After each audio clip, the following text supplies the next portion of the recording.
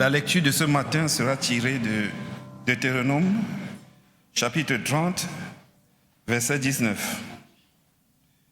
Deutéronome, chapitre 30, verset 19.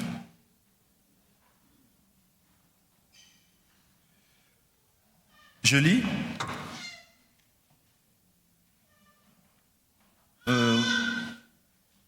J'attends que vous soyez à la page ou bien je peux lire.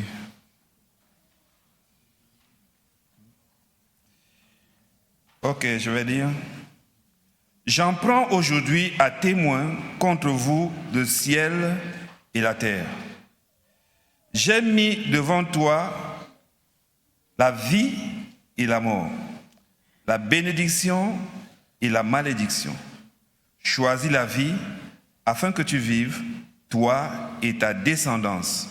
Que l'Éternel bénisse sa parole. Amen.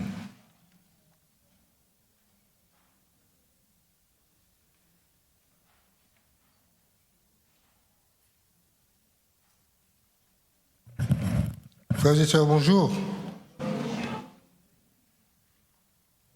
J'ai l'impression que le passage vous a un peu refroidi. Frères et sœurs, bonjour.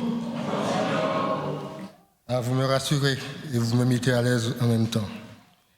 Avant de commencer, je voudrais poser une question à l'Assemblée. Vous est-il arrivé de rater l'avion ?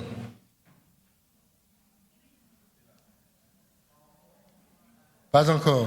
Laissez-moi voir la main de ceux qui ont raté l'avion, qui ont raté le train, qui ont raté les cours. Qui ont raté les cours? Ok. Très bien.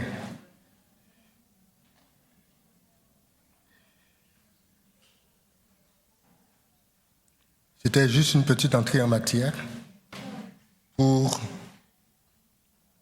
ce temps de méditation.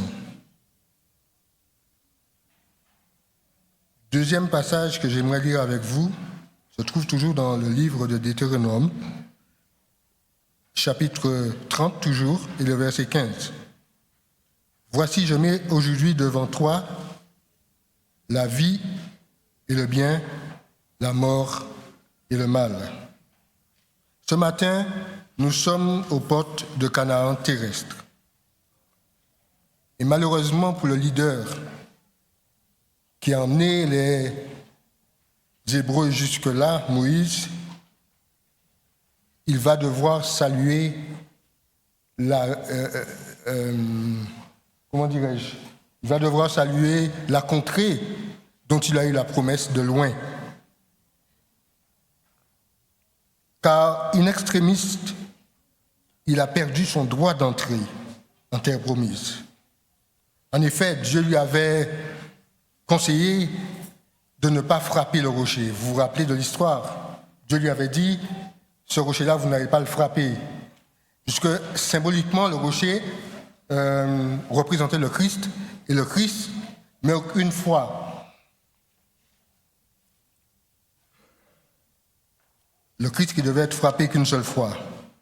En effet, sous la pression du peuple, même qu'il a délivré d'Égypte, de l'esclavage, et après une série de miracles et de prodiges de l'Éternel par sa main, le peuple est en train de maugréer. Mais ce n'était peut-être pas la première fois que le peuple maugréait. Cet homme de Dieu qui était patient, hyper patient, ce peuple était en train de maugréer et de le rendre responsable des difficultés qu'il vivait dans le désert.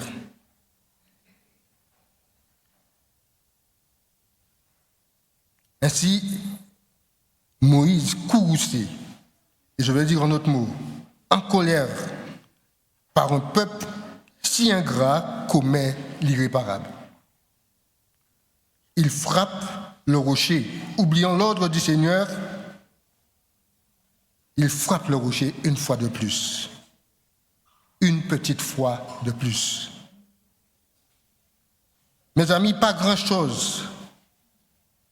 Une petite fois de plus, mais une petite fois de trop.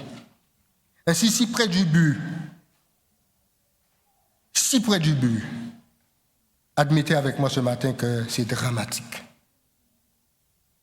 Quelquefois, on va prendre l'avion, on sait qu'on va rentrer en Guadeloupe.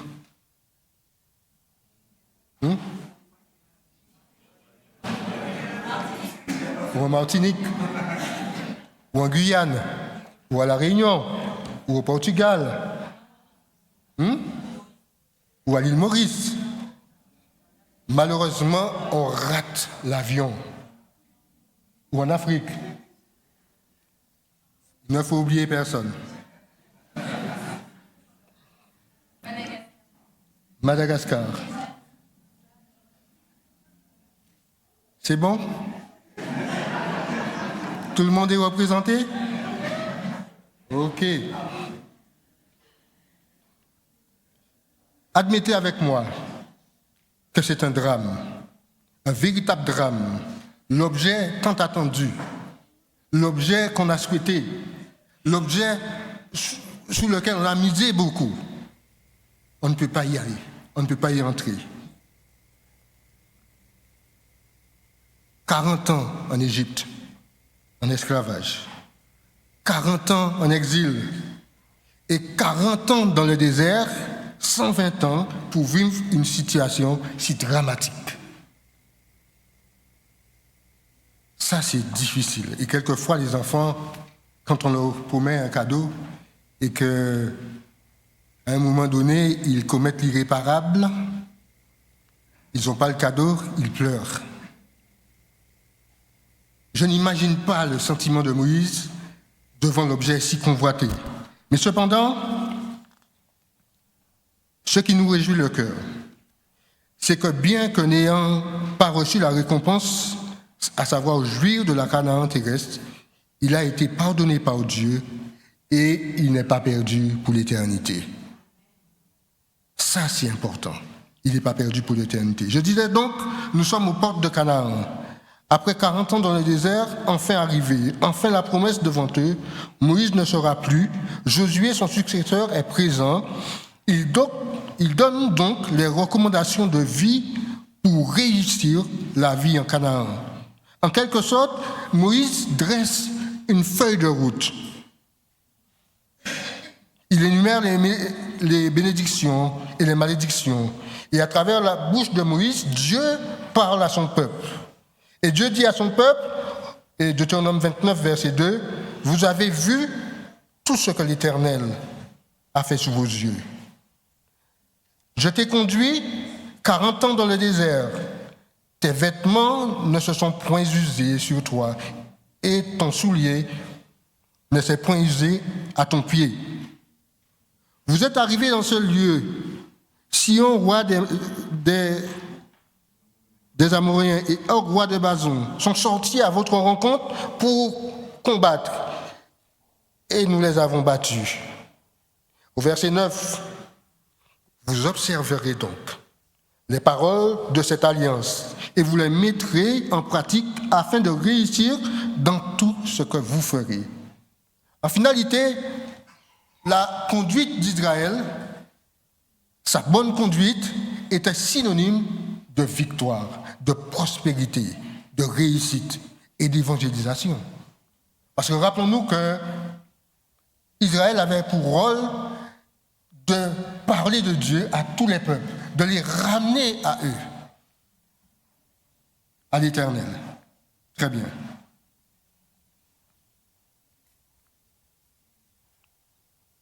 Vous observerez donc les paroles de cette alliance et vous les mettrez en pratique afin de réussir dans tout ce que vous ferez. Vous vous présentez aujourd'hui devant l'Éternel, votre Dieu, vous tous, vos chefs de tribus, vos anciens, vos officiers, tous les hommes d'Israël, vos enfants, vos femmes et l'étranger qui est au milieu de ton camp. Tu te présentes pour entrer dans l'alliance de l'Éternel, ton Dieu, dans cette alliance contractée avec serment et que l'Éternel, ton Dieu, traite en ce jour avec toi.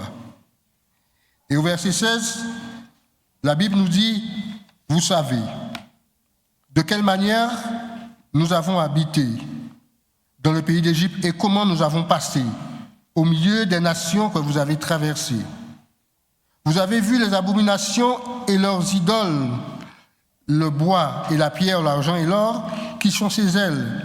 Qu'il n'y ait parmi vous ni homme, ni femme, ni famille, ni tribu, dont le cœur se détourne aujourd'hui de l'Éternel, notre Dieu, pour aller servir les dieux de ces nations-là, qu'il n'y ait point parmi vous de racines qui produisent du poison et de l'absinthe.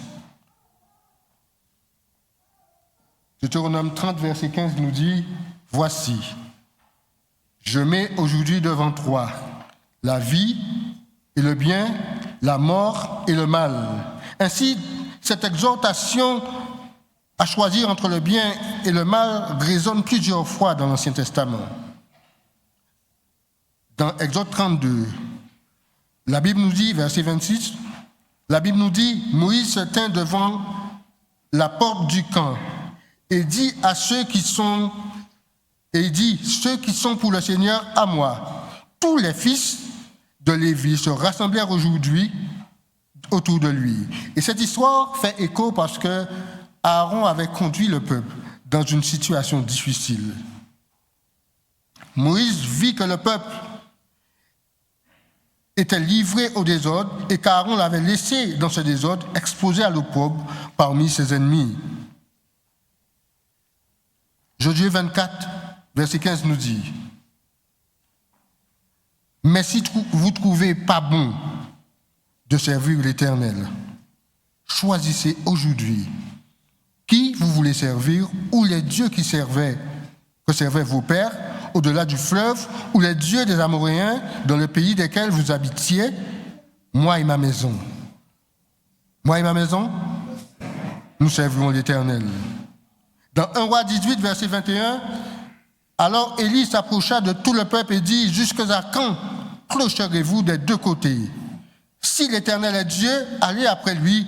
Si c'est Baal, allez après lui. » Et le peuple ne répondit rien. Autant de passages bibliques invitent à faire un choix. La vie ou la mort, le bien ou le mal, la bénédiction ou la malédiction. J'ai mis devant toi est le point culminant des exhortations de Moïse, qui est de rechercher un engagement d'Israël, son peuple, à faire confiance à la grâce de Dieu et ainsi à obéir, et je rajoute par amour, au commandement de Dieu.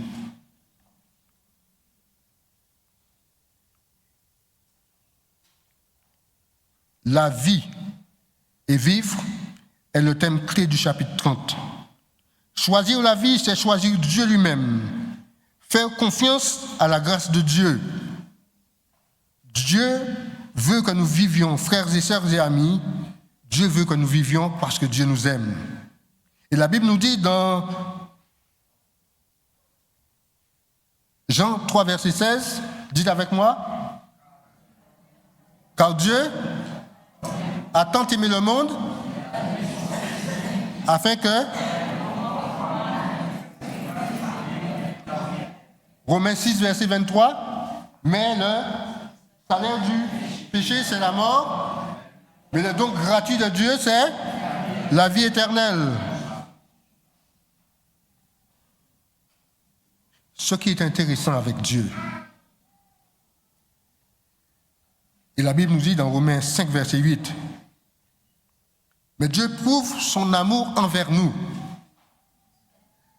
Dieu prouve son amour envers nous ou pour nous, en ce que lorsque nous étions encore des pécheurs, Christ est mort pour nous. Dieu n'a pas attendu que je sois bon, que je sois bien que je ne suis pas bon, qu'on n'est pas bon, pour envoyer Jésus mourir pour nous. Avant même que nous puissions l'accepter, que nous puissions naître, Dieu avait déjà mis en place un plan pour notre rachat. Dieu nous aime. 1 Jean 4, verset 9 nous dit « L'amour de Dieu a été manifesté envers nous en ce que Dieu a envoyé son Fils unique dans le monde afin que nous vivions par lui. Et cet amour consiste non point en ce que nous avons aimé Dieu, mais qu'il nous a aimés et a envoyé son Fils comme victime expiatoire pour nos péchés. »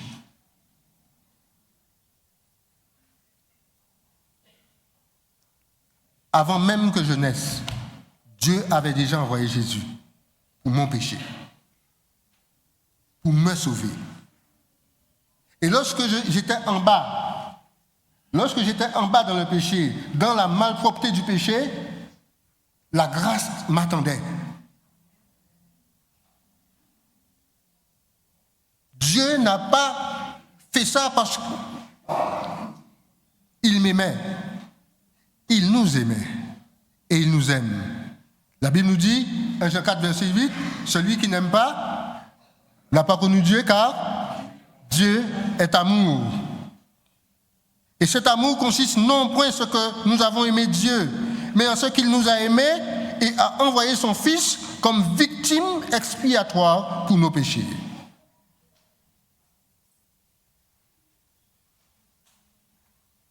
Il n'y avait que Dieu qui pouvait faire un tel acte.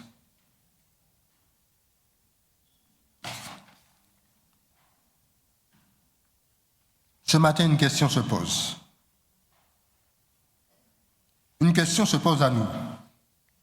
Une question se pose à toi. Une question se pose à vous. As-tu fait le bon choix? Ou as-tu fait le choix? Au peuple de Canaan terrestre, Dieu appelait son peuple à faire le bon choix. Et après une bonne explication des risques de désobéissance, le Seigneur exhorte son peuple à choisir le bien. Les promesses faites par le Seigneur étaient conditionnelles. Et la Bible nous dit, si tu obéis,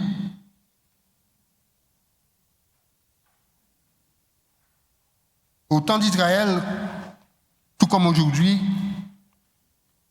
le peuple de Dieu existait dans une culture, un environnement qui, dans la plupart des cas, présentait des normes, des traditions et des concepts qui étaient en conflit avec leur foi.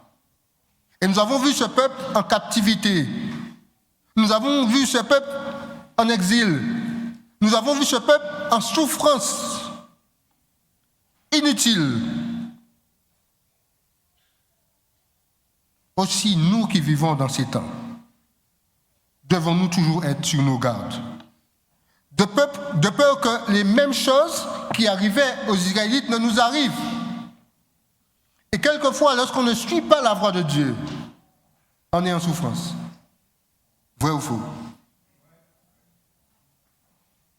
Quand on mène une sorte de vie chrétienne à la roue libre, à cheval, un pied à droite, un pied à gauche,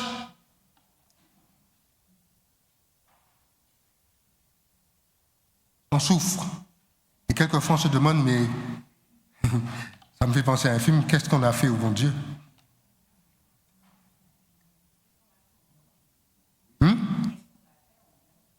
Qu'est-ce qu'on a fait au bon Dieu? Au bon Dieu.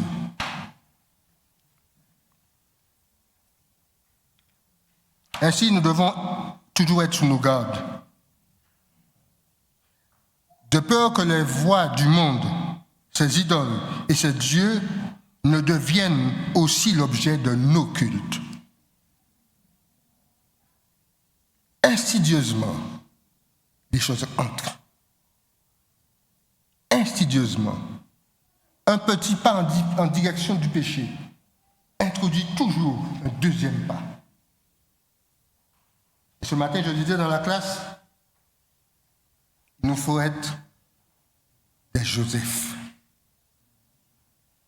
Et lorsque Joseph se trouve devant cette belle femme, ce canon de la beauté d'avant, il ne voit pas cette belle femme. Il dit, comment ferais-je un aussi grand mal en péchant contre Dieu? Il ne voit même pas son patron. Mais il voit le patron de son patron. Et quelquefois, moi, quand je suis dans ces situations, je ne vois pas des fois le patron qui est en haut. Je vois peut-être ma réputation. Je vais dire, qu'est-ce qu'on va dire de moi? Mais Joseph, lui, il voit Dieu. Il dit, comment ferais-je un aussi grand mal et pécherais-je contre Dieu? Sa problématique n'était pas avec Potiphar. Sa problématique était avec Dieu. Et si nous entrons dans cette dimension, dans cette dynamique, nous allons vivre mieux. Et nous allons mener nos vies chrétiennes différemment. Et elle sera plus victorieuse.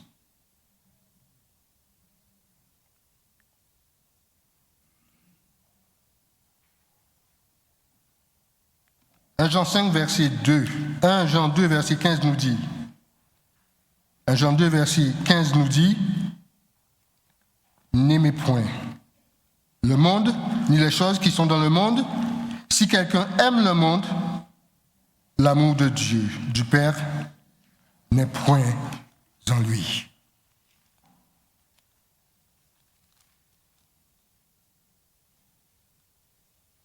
N'aimez point le monde, ni les choses qui sont dans le monde. Si quelqu'un aime le monde, l'amour du Père n'est point en lui, car tout ce qui est dans le monde, la convoitise de la chair, la convoitise des yeux et l'orgueil de la vie ne vient point du Père, mais vient du monde. Et le monde passe, et sa convoitise aussi, mais celui qui fait la volonté de Dieu demeure éternellement.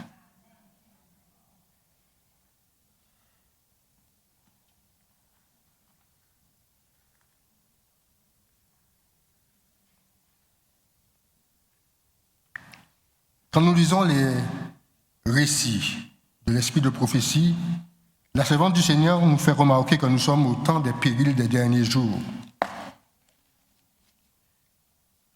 C'est un temps où les activités sataniques sont en recrudescence.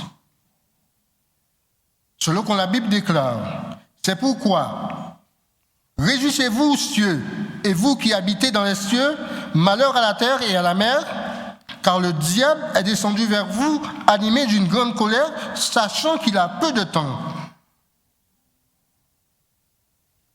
Et cette semaine, mon épouse a été voir une professionnelle de la médecine, plus précisément une naturopathe.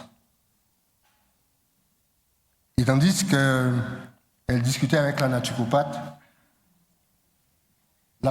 l'une des choses que la naturopathe lui a conseillé, c'est de faire de l'hypnose.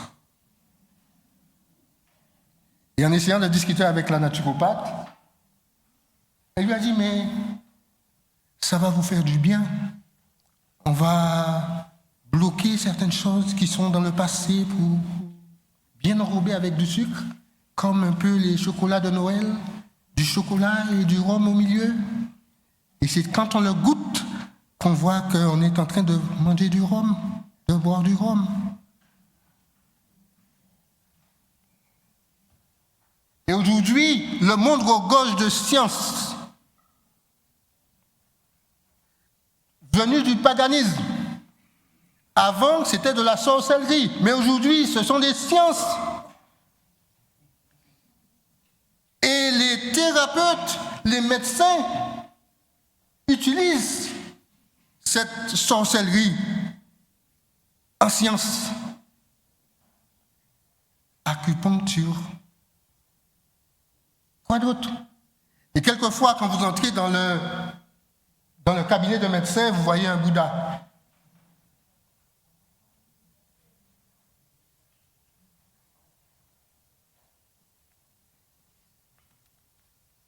Les activités sataniques sont en recrudescence. C'est pourquoi réjouissez-vous, cieux, et vous qui habitez dans les cieux. Ils ne sont plus touchés, eux, mais malheur à la terre et à la mer, car le diable est descendu vers vous, animé d'une grande colère, chassant qu'il a peu de temps. Ce matin, la question se pose à toi. As-tu fait ton choix?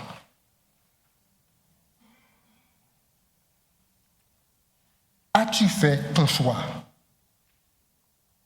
J'aimerais te dire, le grand capitaine de notre salut a déjà obtenu la victoire en notre faveur. Afin que nous puissions avoir la victoire si nous le désirons, faire le choix. Mais Christ n'empêche personne de faire son propre choix. Il ne contraint personne à l'obéissance. Il a fait le sacrifice infini afin que chacun puisse surmonter le mal en faisant appel à son nom et afin que sa justice lui soit imputée.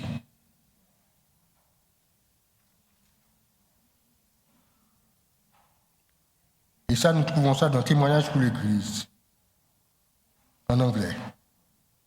Pour toute âme, il y a un ciel à gagner et un enfer à éviter. Les agents célestes sont tout prêts à secourir les âmes éprouvées et tentées. Le Fils de Dieu infini a enduré, lui, l'épreuve en notre faveur. La croix du calvaire se dresse avec éclat devant chaque âme. Quand tous les cas passeront au jugement et que les reprouvés seront livrés à leur châtiment pour avoir méprisé Dieu et déshonoré son nom par leur désobéissance, aucun n'aura une excuse à présenter. Personne. Dieu ne fait pas les choses à demi.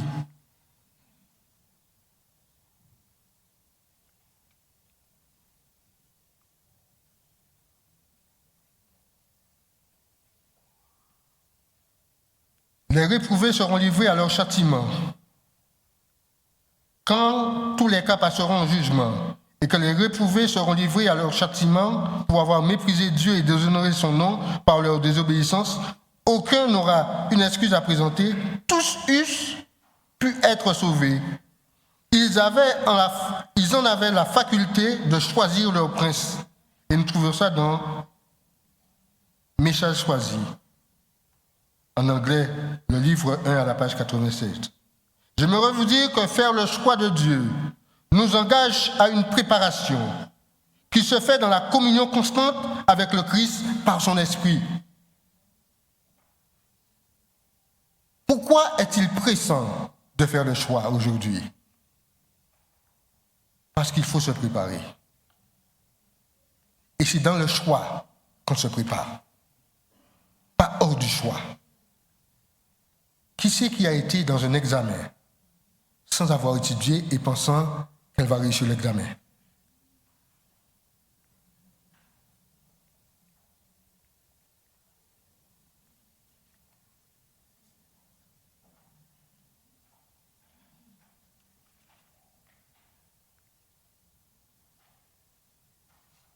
La problématique est que nous risquons, si nous ne communions pas avec Dieu, de ne pas entendre sa voix.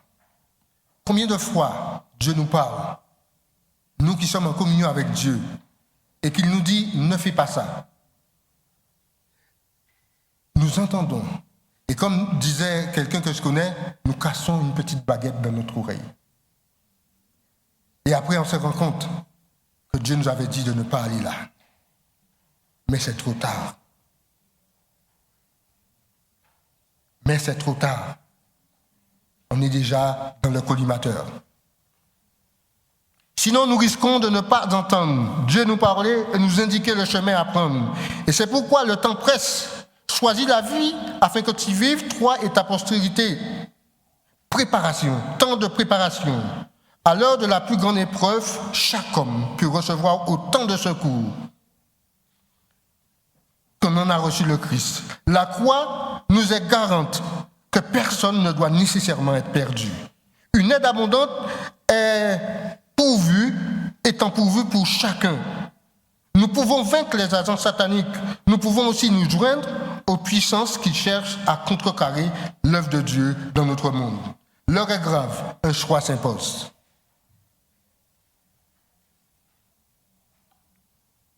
Et Frère Vouteau disait dans ses campagnes d'évangélisation, le diable nous dit souvent, rien ne presse. J'aurai le temps. Rien ne presse. J'aurai le temps. J'ai quelques petites choses encore à faire dans ce monde. Il faut que je les fasse. Mais tandis que tu es en train de faire quelque chose dans le monde et que rien ne presse, nous pouvons être comme ceux qui ont été victimes de cet attentat, touchés.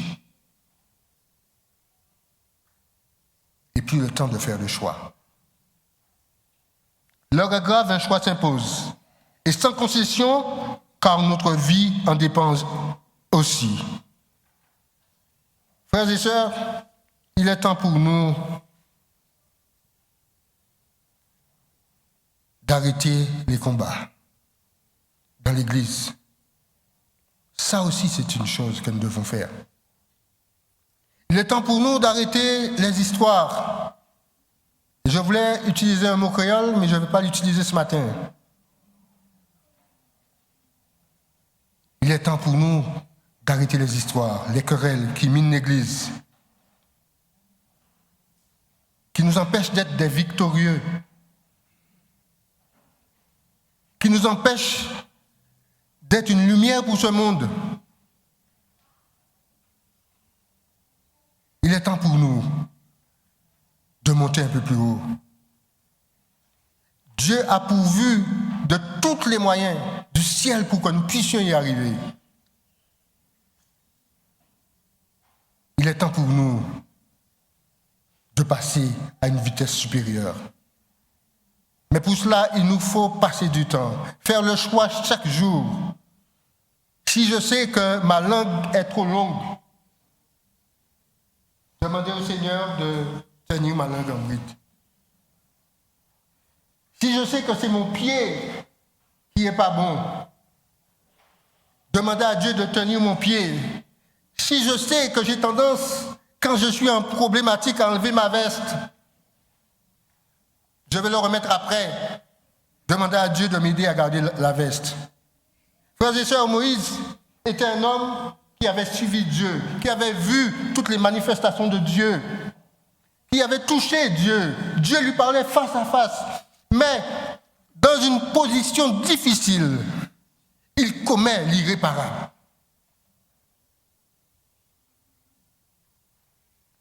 Il avait touché Dieu du doigt. Il était l'homme avec lequel Dieu parlait face à face. Moi, je suis jaloux de lui. Mais ça n'a pas empêché que dans un moment de difficulté, il puisse tomber. À forte raison, moi, vous et moi. Vous comprenez pourquoi aujourd'hui il est important que nous puissions rentrer, faire un choix. Et chaque jour faire les choix pour rester connectés avec Dieu. Parce qu'au moment le plus opportun, l'ennemi sait comment nous toucher. Il connaît nos talons d'Achille. Combien de fois nous nous sommes levés bien le matin et que dans la journée, l'ennemi nous a attaqués, et le soir, nous allons nous coucher fracassés. Parce qu'il connaît nos talons d'Achille. Et nous voyons cet homme Moïse qui avait touché le doigt de Dieu, passer par les mêmes situations que nous, malgré le fait qu'il ait vu Dieu face à face. Ainsi, frères et sœurs, bénédiction et malédiction représentent deux camps. Bénédiction, vive dans l'humilité du Christ, et malédiction, vive dans l'ego surdimensionné du diable. Bien et mal, vie et mort, voilà là où nous en sommes aujourd'hui. On ne peut être à cheval entre les deux. Un choix s'impose. Choisis la vie afin que tu vives, toi et ta postérité. C'est le plus grand combat de la vie de chaque chrétien. Et ce combat-là, ce n'est pas un combat qu'on va remporter avec son épouse, avec ses enfants, avec ses frères. On le remporte individuellement dans une rencontre face à face avec Dieu. Et ça nous rappelle Jacob. Lorsque son nom est changé de Jacob qui signifie renard en Israël qui signifie vainqueur, il s'est battu avec Dieu face à face. Et il a vaincu. Et chacun de nous, le même combat de Jacob, nous avons à le faire. Sans quoi, nous ne pourrons même pas choisir le bien.